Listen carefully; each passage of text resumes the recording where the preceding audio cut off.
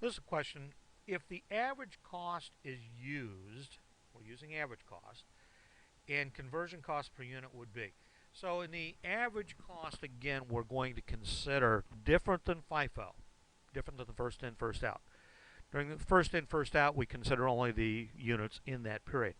On the average cost, we're going to consider the units in the beginning inventory as also being fully processed within this period. So we'll count all the conversion costs from the beginning period. Remember, under FIFO, we would take only the reciprocal of the percentage. So we'd find, if I read that first sentence, says 4,000 units are 40% complete. Under FIFO, we'd consider the 40% as being last period, and we would only use the 60%.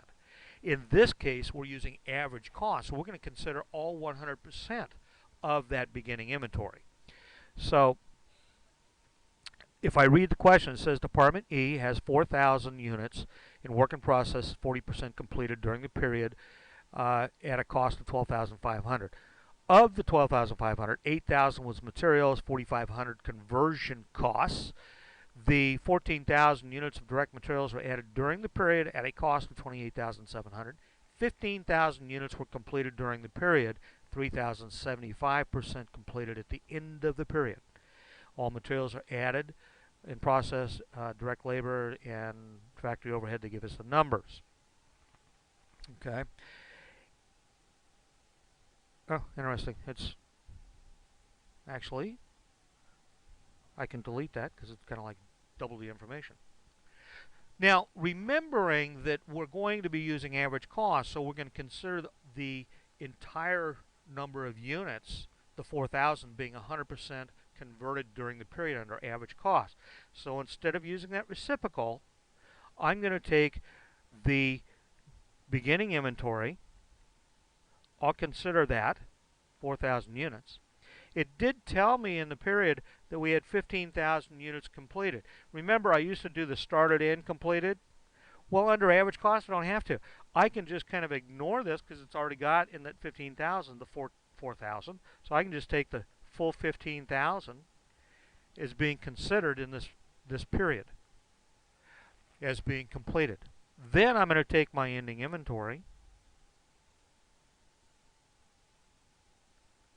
My ending inventory, which is 3,000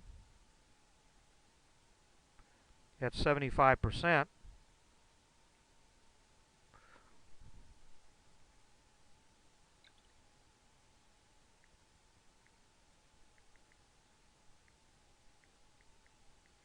So that's 2250.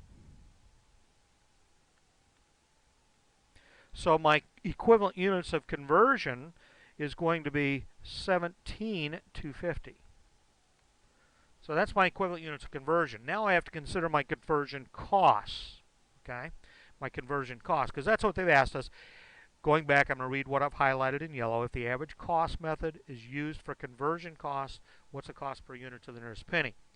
Well, my conversion costs, you'll remember if I go back and we take that beginning inventory, I'll change my color here and we'll use blue for the conversion costs. It says $8,000 was for materials and $4,500 was for conversion costs, and 14,000 were added during the period at a cost of 28,700. I don't care because I'm only looking for conversion costs, and the conversion costs during the period were down here at the bottom. It says direct labor 32,450, factory overhead 18,750. So I can add these numbers together. I'm going to take $4,500 from the beginning inventory. I'm going to add the direct labor, 32,450. I'm going to add my factory overhead of 18,710. Add these together.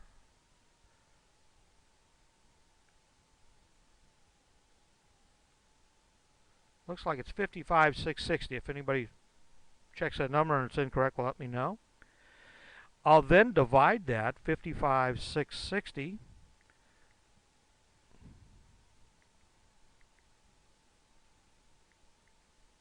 divided by 17,250,